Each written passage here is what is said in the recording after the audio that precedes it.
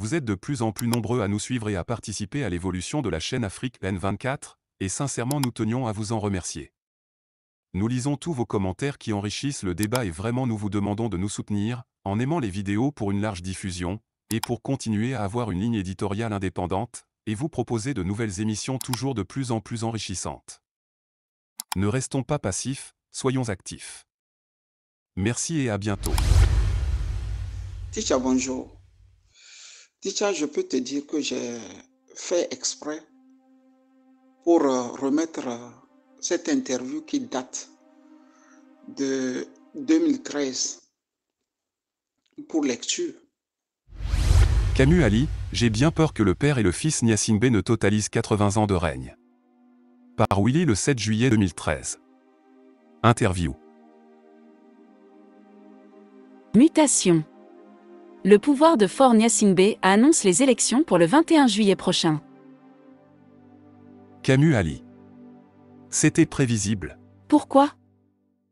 Tout bon analyste ou journaliste politique pouvait voir venir le scénario, pour peu qu'il soit lucide. Ce n'est pour rien qu'après 8 mois d'existence et sans travail de terrain, ils ont, à unir un nouveau parti de Faure, commencé par véhiculer le message selon lequel le parti venait d'enregistrer 1 million d'adhérents, soit le nombre d'adhérents du CDU-CSU, SPD allemand et du PS français réunis. Secondo, ce n'est pour rien que Faure Gnassingbé et ses petits amis bernais, avec l'aide du prélat Nicodème Bariga, toute l'opposition et les Togolais sur des dialogues sans fin et une vérité réconciliation justice à laquelle eux-mêmes n'y croyaient pas. Je profite de l'occasion et par le truchement de votre journal pour dire aux Togolais que les millions de l'Union européenne pour aider la Commission à faire un travail sérieux ont été bradés par Monseigneur Nicodème Bariga et la petite clique autour de lui. Approchez, comme journaliste, tous les acteurs de la Commission Vérité Justice Réconciliation, et vous avez une idée de cette pagaille organisée et bénite au sommet. Le plus dur à comprendre est que Faure Gnassingbé est au courant de tout ce gâchis mais a laissé sciemment l'homme de Dieu faire. Nous avions toutes ces preuves à lynx.info et nous les mettrons le moment venu à la portée des Togolais. Alors une tactique de Faure Gnassingbé?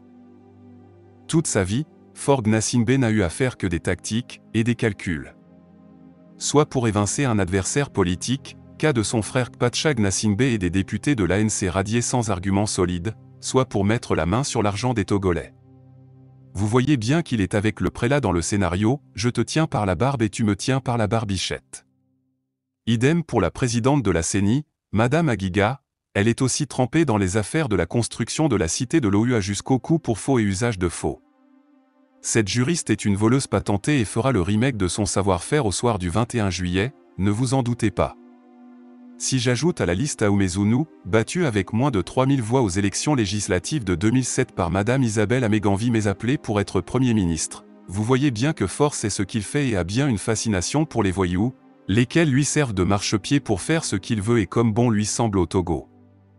En retour vous voyez aussi comment ces « losers » deviennent fanatiques au service de Faure quand ils sentent leur pain prendre des fissures.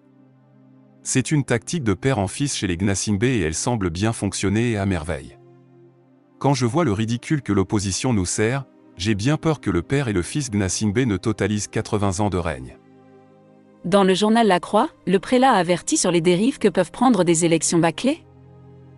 Que voulez-vous que cet homme de Dieu sans scrupules dise? C'est ça le visage, propre au clergé catholique depuis la nuit des temps. Prendre position pour le fort, travailler avec lui pour mater le faible, donc le peuple, dans la plus grande hypocrisie totale, et venir se laver les mains publiquement comme Ponce Pilate. Combien de fois, le RPT hier et aujourd'hui unir et les Gnassingbé n'ont pas tué, et roulé le peuple dans la farine sous l'œil approbateur de l'Église catholique? Puis, ce n'est pas un hasard que le confrère Lacroix dont on connaît le rôle dans les coups fourrés en Afrique vienne à sa rescousse. Médias mensonges, dictateurs et prêtres catholiques travaillent mano in mano pour la destruction des peuples africains. Je suis formel, Monseigneur Nicodème Bariga du haut de ses 1,50 m est un faux type. On décrit tout de même Faure comme un jeune et un président moderne. Avant de parler de quelqu'un de moderne comme président d'une jeune nation comme le Togo, il faut bien examiner son cursus politique. De quelle école politique sort Faure pour qu'on nous dise qu'il est un démocrate? Vous me parlez de quelqu'un qui était assis à droite de son père pendant 38 années de dictature et vous voulez qu'il singe comme un homme moderne? N'oubliez pas qu'il n'a pas aussi travaillé comme un jeune pour être là où il est. Avec 400 morts et des milliers d'handicapés à vie, chiffre des Nations Unies en 2005, ne me parlez pas d'un président jeune et moderne. Voilà quelqu'un qui n'a pas de compte à rendre aux Togolais. Son pouvoir ne se trouve pas au Togo et encore moins là où chaque Togolais pense qu'il est. Vous savez bien qu'il n'a toujours pas dit merci à ces 61% qu'il dit l'avoir voté lors des présidentielles de 2010. Alors à qui a-t-il des comptes à rendre? Rire. Quand on passe 50 ans de pouvoir de père en fils, on a tous les moyens financiers et une nébuleuse tapis dans l'ombre qui vous permettent de faire chanter ce que, nous pensons en Afrique, nous imposent nos dirigeants. Vous vous rappelez de Feu Omar Bongo qui disait envoyer paître Jacques Chirac s'il tenait à lui demander des comptes sur sa gestion du Gabon? Vous ne pouvez pas vous imaginer sur quelle fortune ce jeune comme vous l'appelez est assis. Une fois au pouvoir, vous voyez bien qu'il a d'abord chassé l'Espagnol Jacques Dupuy-Doby et laissé Vincent Bolloré prendre tout le port de Lomé comme si les appels d'offres étaient prohibés au Togo. De l'autre côté, ce n'est pour rien que, bien que chrétien pratiquant, Faure se soit fortement rapproché des francs-maçons et de tous les ripoux de la vieille garde que sont les chefs d'État africains. Certes, Faure Gnassingbé n'a pas encore la capacité de nuisance d'un Blaise Compaoré ou d'un Alassane Ouattara, mais croyez-moi, il est sur la bonne voie. Comment? La France-Afrique a un flair extraordinaire. Elle sait qui est bon pour la maison et qui il faut rectifier rapidement afin qu'il ne contamine pas le continent africain avec des idées d'indépendance. Alors Faure s'y bien au schéma? D'abord, l'enfant du dictateur Eyadema ne parle pas beaucoup sinon ne parle pas du tout. C'est la première règle de la France-Afrique et la plus importante. Ensuite, il est totalement effacé donc très bien pour les intérêts financiers et économiques des Occidentaux et particulièrement de la France. Ensuite, il a pu prouver que viennent d'abord les intérêts français avant ceux du Togo. Vous conviendrez avec moi que, chaque pays souveraintise son histoire et son avenir sur son passé. Il se fait que tous les secrets d'État depuis la mort de Sylvanus Olympio au long règne de Gnassingbé et Eyadema ont été rapidement sous haute escorte renvoyés en France avec les menaces de Sarkozy et de Michel Alliot-Marie, alors ministre de l'Intérieur en France. Quel président africain dans la zone francophone peut si bien faire que ce que Faure a fait à la France? Alors, François Hollande n'est pas attentif aux souffrances que connaissent les Togolais? Vous me demandez de réveiller François Mitterrand de sa tombe afin qu'il nous dise pourquoi il avait fait tuer des milliers d'Algériens et terminer son exploit en autorisant le couple Félix Houphouët-Boigny et Blaise Compaoré de liquider Thomas Sankara? Combien de fois, allons-nous, journalistes engagés et leaders d'opinion, faire retentir dans les oreilles de chaque Africain que les pays n'ont pas d'amis mais des intérêts? Hollande sait bien que l'heure n'est pas d'aider les Togolais à se débarrasser de Faure Gnassingbé. Que fait-il? Là où la France doit prendre ses responsabilités, elle fait parler l'UE. Les fonctionnaires de l'UE à leur tour et sous 2 tasses de café peuvent dire à l'opposition qu'elle est radicale, désunie ou n'a pas un programme de société qui permette qu'on travaille avec elle.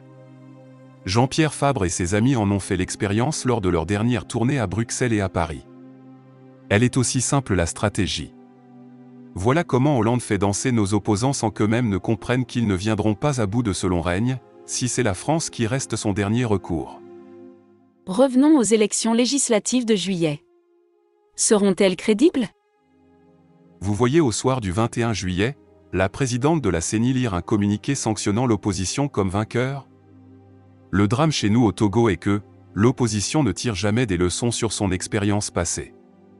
En 1994, il a fallu toutes les menaces de l'UE qui avaient financé les élections législatives pour que l'ex-ministre Fambaré Natchaba sorte proclamer le CAR vainqueur.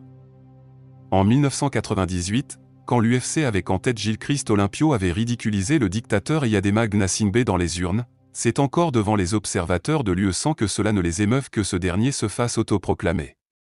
Maintenant que Faure a lui-même financé en amont comme en aval, ces élections, à son propre arbitre qu'il a nommé, lequel arbitre est de moralité douteuse, dites-moi à qui, il a des comptes à rendre pour dire que son parti UNIR vient de les perdre?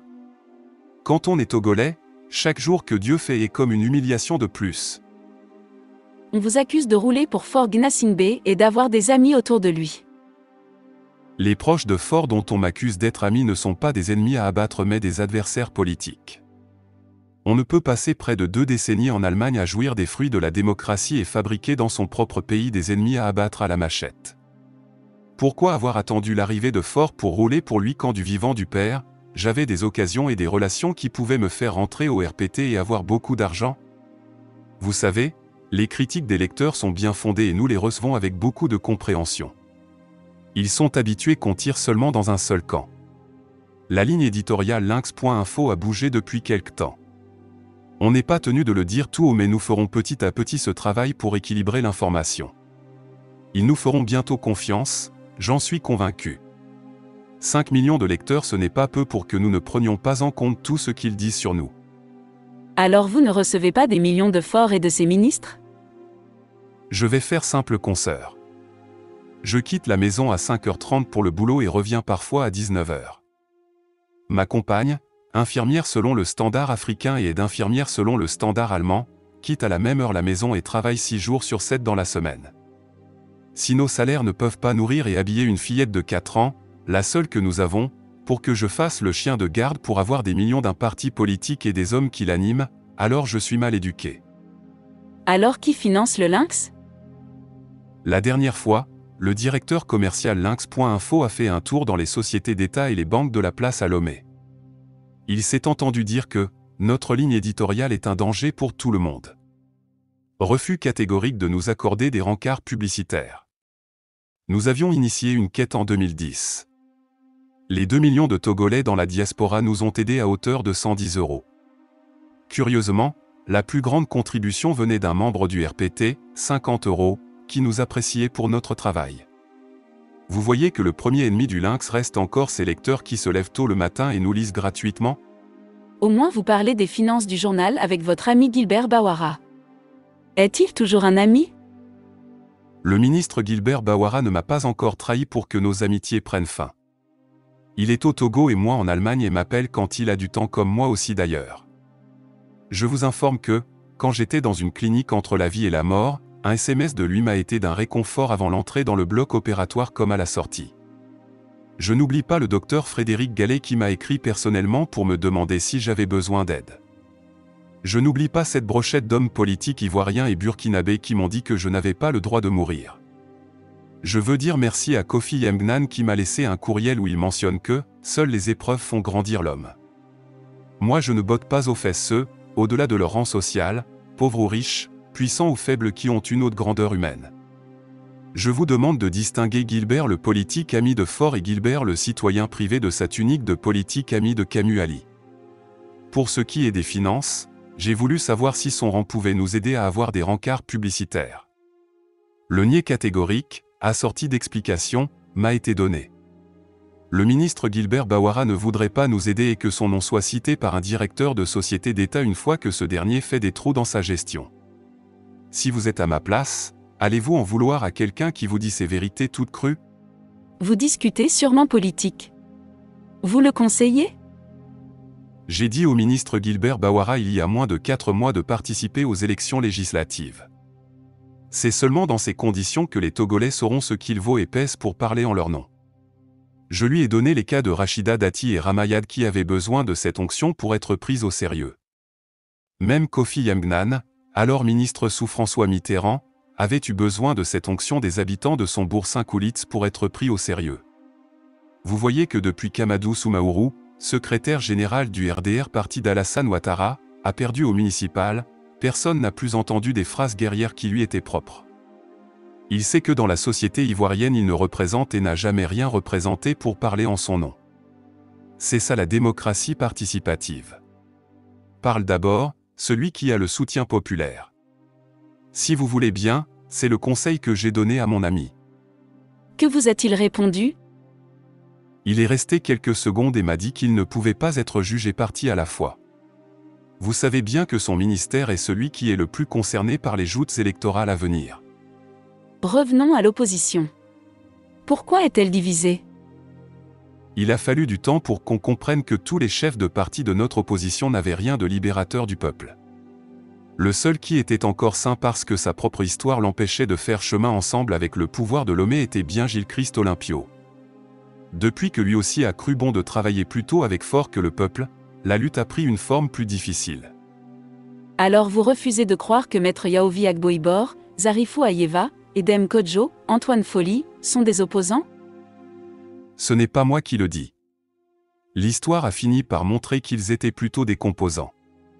D'autres comme le professeur Léopold Gninenvy de la CDPA nous avait même dit qu'il allait au gouvernement pour changer quelque chose une fois dedans.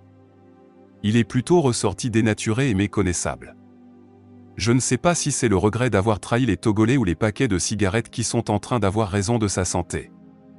Jean-Pierre Fabre tient le flambeau de la lutte tout de même? Monsieur Fabre ne fait pas peur à Faure Gnassingbé. Et pourquoi? Ils auraient pu être des demi-frères avec le père de Faure Gnassingbé dans le rôle de père adoptif de Jean-Pierre Fabre. Vous connaissez beaucoup, on dirait, sur ces deux? Oui. Si on suit de près ce qui se passe, on peut jusqu'à aller demander à Jean-Pierre Fabre de nous expliquer comment il a, avec sa mère, acquis 2 appartements à Paris et une villa à la Caisse. Au temps fort de la dictature, il n'a jamais été inquiété bien qu'il pouvait hurler comme il veut. Toutes ces preuves sont à mettre dans la parenthèse des liens entre sa mère et Gnassingbé père. Je ne dis non plus qu'il voyait d'un bon œil le fait que sa mère ramène le butin de son ennemi premier qui était le président défunt. En réalité, Jean-Pierre Fabre et Faure Gnassingbé nous jouent le film d'enfants gâtés de la République avec chacun la volonté de prendre la revanche sur l'autre. Tous les deux vivent sur le dos des Togolais avec un léger avantage pour Faure. Ceci dit, il n'est pas normal que l'opposant fasse comme s'il était sain et que les Gnassingbé soient des inconnus pour lui. Nous reviendrons abondamment sur ce cas et sur ses biens le moment venu. Nous ne sommes pas pressés à lynx.info. Avec l'arrivée du PS au pouvoir, vous vous êtes dit que Kofi Yamnan aura des chances d'arriver au pouvoir? Non. Plutôt je me suis dit que les minimes chances qu'il avait venaient de s'envoler. Pourquoi? Vous voyez Kofi Yamnan qui a bu dans les mêmes fûts avec ses petits amis du PS président du Togo. Ici la tactique n'est pas de prendre des gens qui ont encore un peu de moralité et un sursaut d'orgueil patriotique. La stratégie française est de laisser des gens habitués à mater leur peuple pour garder le pouvoir. Ceux que vous appelez socialistes aujourd'hui en France sont des restes de l'extrême droite et des colonialistes qui errent dans la nature à la recherche d'une virginité. Certains ont même des parents qui reconnaissent avoir tué froidement en Algérie. Entre Kofi Yamnan et les Gnassingbé, le choix est clair au PS, c'est les Gnassingbé qui ont pignon sur rue dans les caves de l'Élysée comme sur la rue Solferino, siège du Parti socialiste. Kofi Yamnan a-t-il encore la chance de devenir président au Togo? Non. Il n'a jamais travaillé dur pour cela. Voilà quelqu'un que la chance tendait les bras. Il a brûlé toutes ses cartes. Je ne le vois pas président du Togo un jour. Ce n'est pas un bosseur de la trempe de Laurent Gbagbo ou d'Abdoulaye Wade. Faure ne va-t-il pas affaiblir son pouvoir s'il va seul avec l'UFC à ces élections? Le vrai legs qu'il a hérité de son père est de ne pas reculer d'un iota devant ses opposants. Vous voyez qu'il connaît ces derniers mieux que quiconque. Le fait de dire au ministre Gilbert Bawara d'arroser le ciel togolais de quelques 500 millions, vous les voyez déjà courir vers toutes les directions, comme des chiens qu'on a privés d'eau pendant 3 jours, pour déposer leur candidature aux législatives. Même le tout nouvel arrivant Géry Tama est déjà dans les habits de grand opposant au point de dire qu'il veut un siège de député à Lomé. C'est ça les imbécilités à la togolaise. Chacun est homme politique, pour peu qu'il crée un parti et que celui-ci soit reconnu et un sigle à l'appui. Dans leurs calculs, tous ses opposants se voient déjà millionnaires. Si Faure Gnassingbé est d'un cynisme comparable à celui de Caligula, les opposants togolais, eux, il faut porter des gants avant de les fréquenter. Pour répondre directement à votre question, je dirais que Faure se sent bien quand il n'y a pas de contre-pouvoir. Son père avait dirigé le Togo pendant 38 ans sans contre-pouvoir. Comment voulez-vous que le fils soit dans une autre posture? Il aurait même, s'il le pouvait, demandé le retour et dans l'immédiat le parti unique. La presse occidentale est aussi tendre avec lui. Par l'ex-premier ministre Agbeyome Kodjo, nous avions en 2002 su que François Soudan, rédacteur en chef de Jeune Afrique, avait ses entrées à Lomé 2. Combien de Français ont-ils pris leur quartier à la présidence togolaise depuis que Charles Debache a pris le journal L'Union en étau et www.republicoftogo.com qui a tous les rencarts publicitaires de la place? Faure n'est pas bête. Il sait que son pouvoir tient aussi par une haute dose de propagande avec des médias mensonges. Vous ne pouvez pas vous imaginer avec combien de millions il arrose ces derniers. Il vous est arrivé en tant que journaliste de vous décourager? Oui. La dernière fois, c'est sur les ponts métalliques suite aux inondations de 2007. J'ai lâché une brochette de journalistes et d'informateurs dans le tout Lomé parce que je voulais savoir où sont passés les millions des ponts métalliques. Je sais qui et qui a bouffé ces millions. J'ai écrit à l'ambassadeur Félix Sagbo, indéboulonnable et encore en poste à Bruxelles, afin qu'il me dise où il a mis les ponts métalliques du Togo. Vous a-t-il répondu? Oui. Il m'a envoyé bouler vers un ministre, lequel m'a tourné en bourrique parce qu'il n'était plus aux affaires. Je peux vous dire que je n'ai jamais autant été curieux. J'ai fait de cette investigation ma chose privée, mon dada. Je n'avais pas peur de mettre de l'argent dans les poches des gars que j'ai lâchés dans le tout Lomé afin qu'ils me localisent les fameux conteneurs remplis de ponts métalliques de Félix Sagbo. Je suis sorti avec des cheveux dressés par aveu d'impuissance à la fin. Quant à l'ambassadeur, il a laissé habilement comme il sait le faire des gens me dire que les ponts métalliques étaient dans les conteneurs au port de Lomé et que le pouvoir avait envoyé des hommes pour faire une formation en Belgique pour les monter une fois de retour au Togo.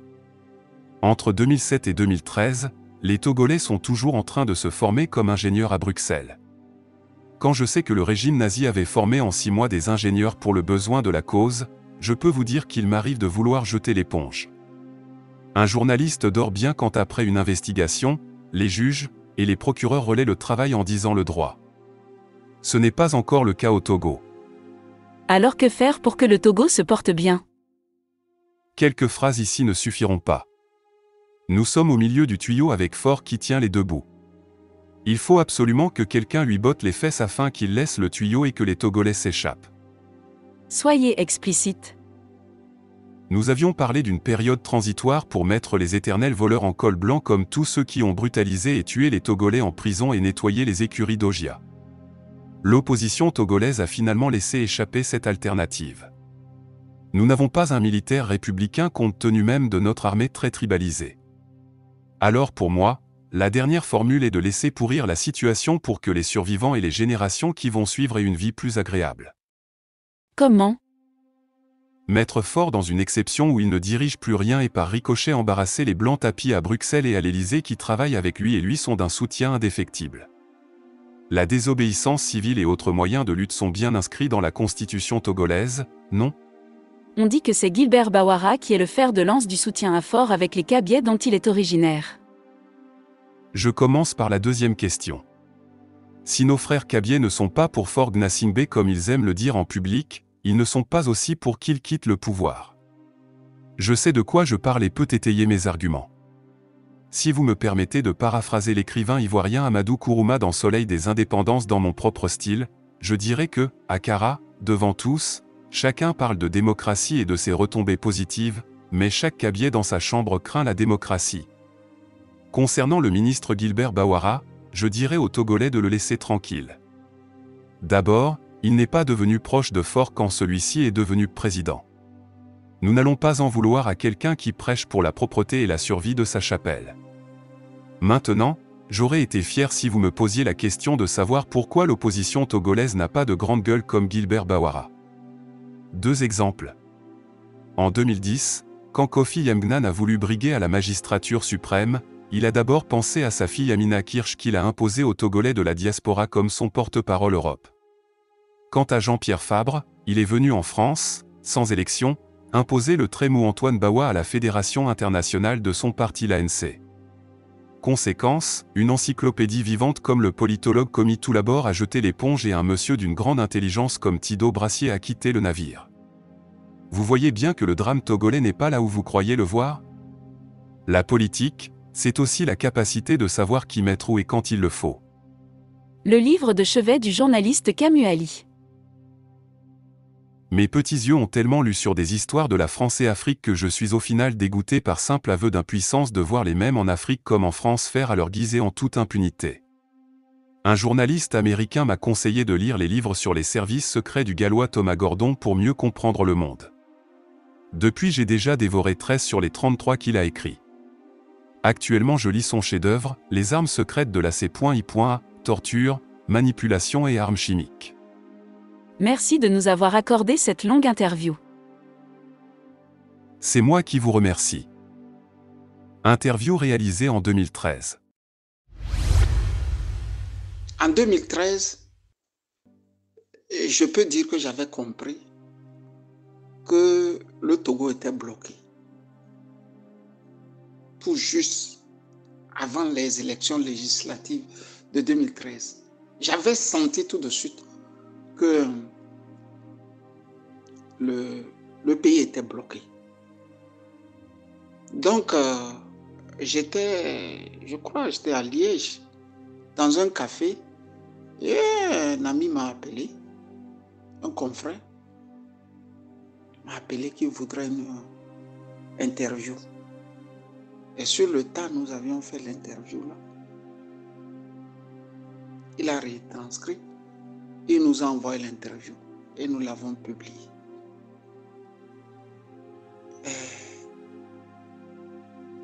Chaque jour que Dieu fait, pour nous qui sommes dans l'actualité au Togo, tu as l'impression que, bon voilà, les autres n'écoutent pas ce que tu dis. Tu as l'impression que tu prêches dans le désert. Tu as l'impression que il faut absolument que tu changes. Tu vois? Il faut absolument que tu changes la donne au Togo. Tu sais, Tidja, la plume aussi finit par devenir une drogue. Si tu te sers de ta plume chaque jour, tu finis par devenir un drogué de la plume. C'est notre problème. Moi, je veux vraiment cesser. Et tu ne sais plus cesser. Je veux arrêter. Tu ne sais plus arrêter. Tu vois, Ferdinand, il sort de prison. Un de ses petits amis avec lequel il était en prison meurt quelques mois après. Et revient encore au plateau. Il recommençait ce qu'il faisait. Donc, on ne sait plus arrêter. On veut bien arrêter. C'est-à-dire, des fois, ça me fait pitié, quoi. Je me pose la question, quand est-ce que je suis devenu, les Allemands disent, comment dirais-je, quand quelqu'un prend beaucoup de la drogue, quand est-ce que je suis devenu dépendant de la plume? C'est de ça il s'agit. Et tu as l'impression de devenir comme Bob Marley. Tu vois, Bob Marley pensait que par la chanson, il va abolir les injustices dans ce monde. Nous aussi, nous sommes d'avis que, bon, en écrivant, on va abolir les injustices. Mais c'est faux. Et pire, quand tu écris et le peuple n'est même pas, comment dirais-je, élevé pour te lire, pour te suivre, là, ça fait plus mal. Le lendemain, tu recommences. C'est-à-dire, tu fais les mêmes gestes. Tu fais les mêmes gestes. C'est une drogue, la plume, l'écriture, la lecture. C'est une drogue. Ticha, j'ai ramené l'interview pour te dire que j'avais déjà senti ça. Et comment j'en étais arrivé à me dire que si on ne fait pas gaffe, les Nyasingbe vont remplir chaque 5 ans, chaque 5 ans, chaque 5 ans. Il m'est arrivé de me dire non, tu ne peux pas informer sans être au milieu. C'est-à-dire avec les opposants et avec le parti au pouvoir. Je pense que c'est ce qui nous avait manqué à Togo Forum. On était seulement avec les opposants. Et le parti au pouvoir, c'était la bête noire. Donc, difficilement, on s'en rendait compte que un opposant peut être dangereux que ceux qui dirigent. C'est comme ça qu'ils nous ont malmenés. C'est ici que j'ai voulu dire à Joseph Kakeli, qui était notre directeur, qu'il avait de l'avance sur nous tous. Quand Yadema meurt en 2005, il m'appelle, il me dit maintenant, Camille, on va faire du journalisme.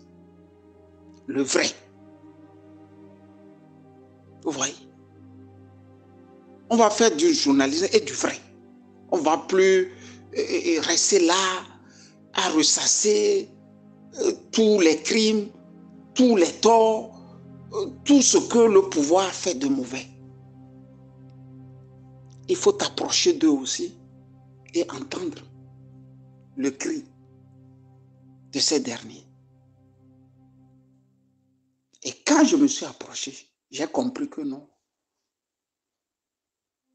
Le mal n'était pas d'un seul côté. Le mal était de tous les côtés. Et pire, l'Église catholique était trempée. Je ne dirais pas des musulmans parce qu'eux sont déjà assis. Ils avaient une acquaintance avec le pouvoir. Et quand tu fais ce travail de fond, mais tu sors groggy. C'est pas... Tu es dépassé, quoi. Le plus difficile, comment faire entendre 8 millions de Togolais que non, on a pris une fausse route. Il faut s'arrêter, revenir et reprendre la lutte sous une autre forme. Tu ne sais plus le faire. Tu ne sais plus le faire. Regarde, Ticha, je vais te donner un exemple simple. Je pense que je vais aller chercher aussi dans les archives, peu avant les élections législatives de 2013, j'avais accordé une interview à Gilbert Bawara, interview dans laquelle il disait que non, c'est le pouvoir qui va financer en amont comme en aval les élections législatives. Pour être franc, l'interviewant, j'avais tiqué. Moi, je m'étais dit, est-ce qu'ils ont les moyens là? Parce qu'on nous a habitués à nous dire que non, c'est l'Union européenne qui doit faire tout. Très malin, ils ont compris que non. Si on laisse l'Union européenne financer les élections, c'est qu'on leur dit de nous imposer aussi notre avenir politique. Et qu'est-ce qu'ils vont faire? Ils vont commencer en 2013 à financer les élections législatives au Togo.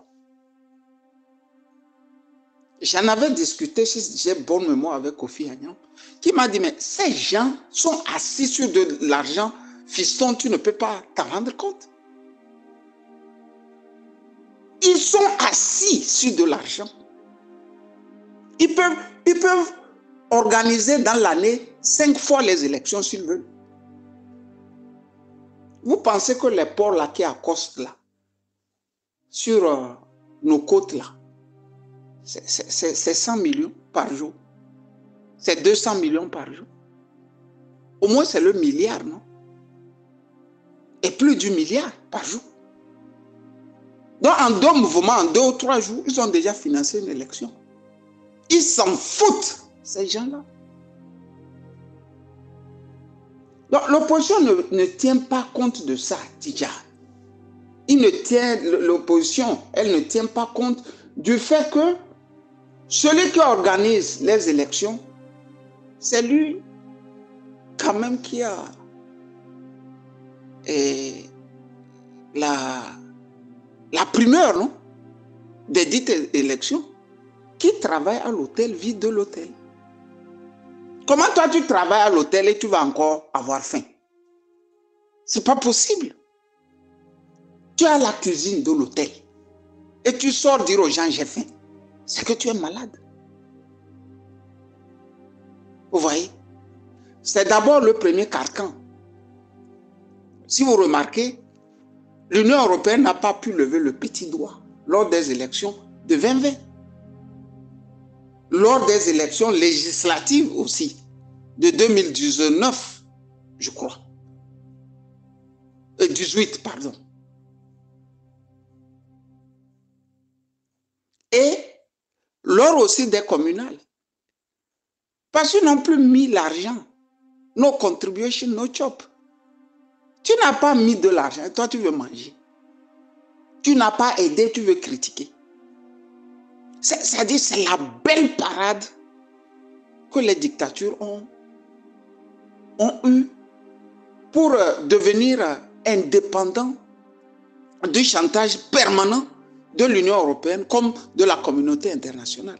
Et Ouattara, tout de suite aussi, a mis la main à la pâte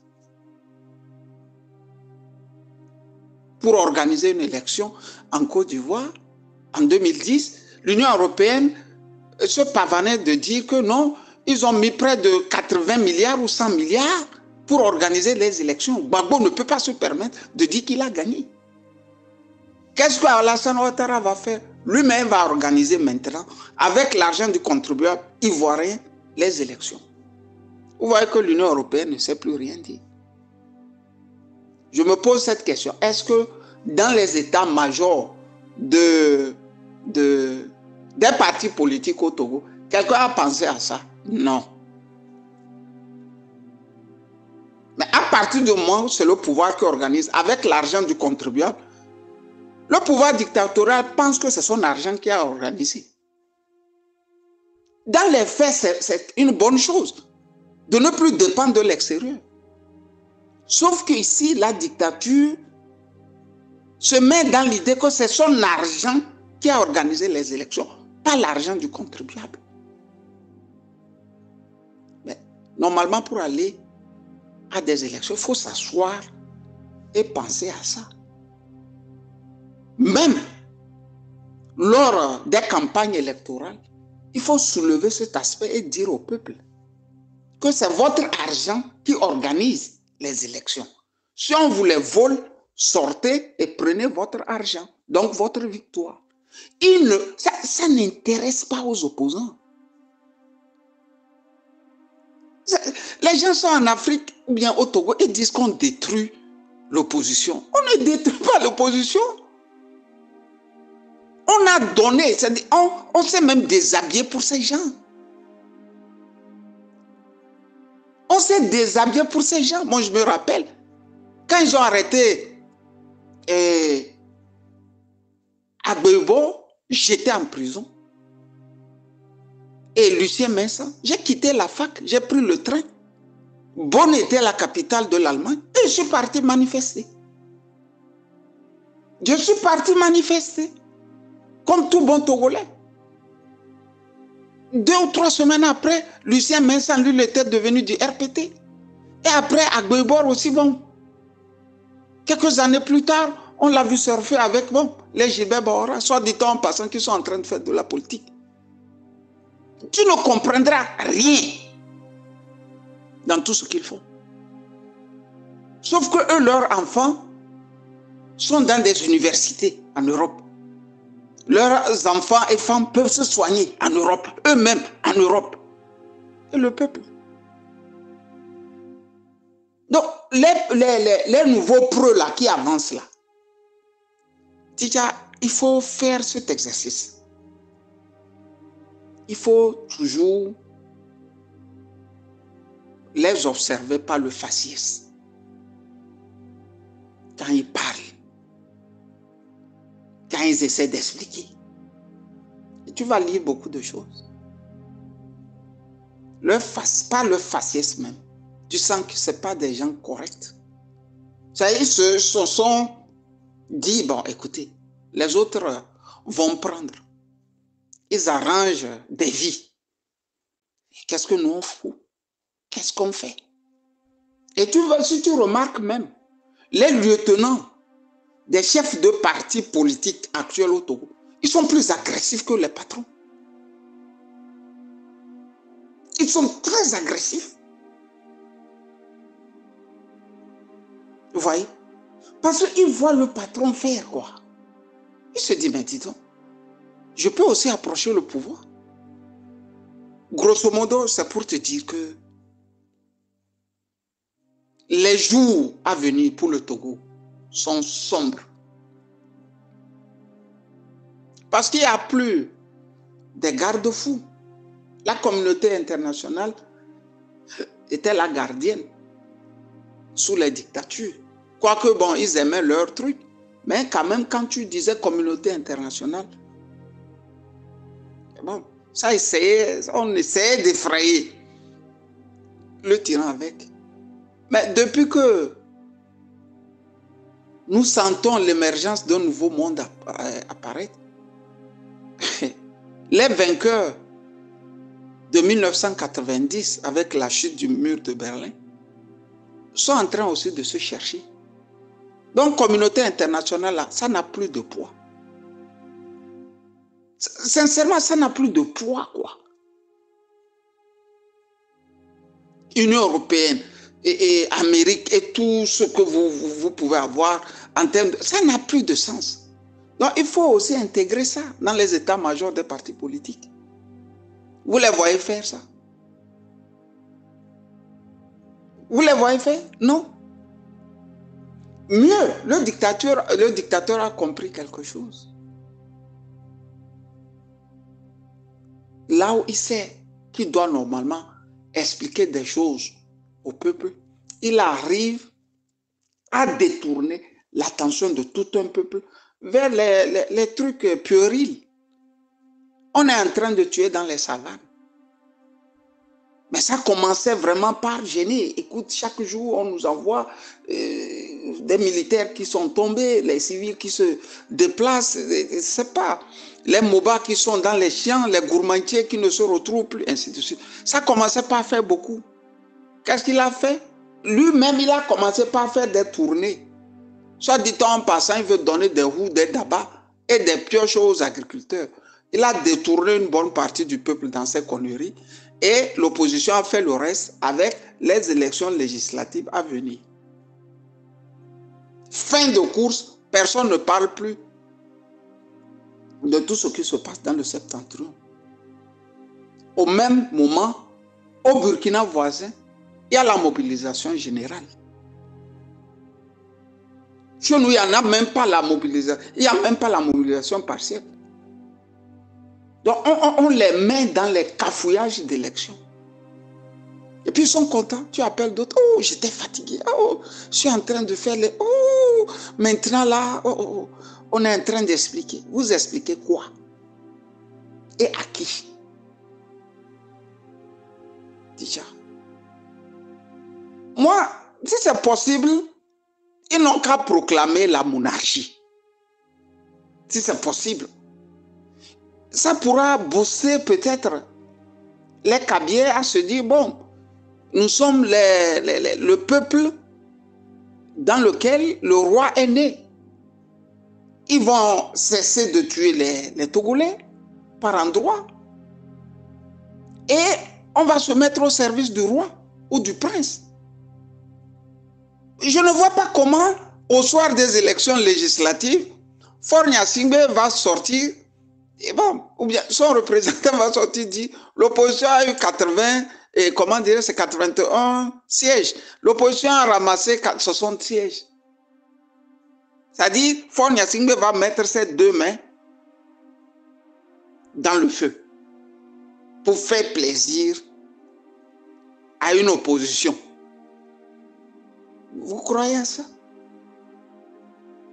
Et c'est au moment même, ils sont divisés, tellement divisés, qu'ils se disent être tellement forts. Vous voyez le paradoxe?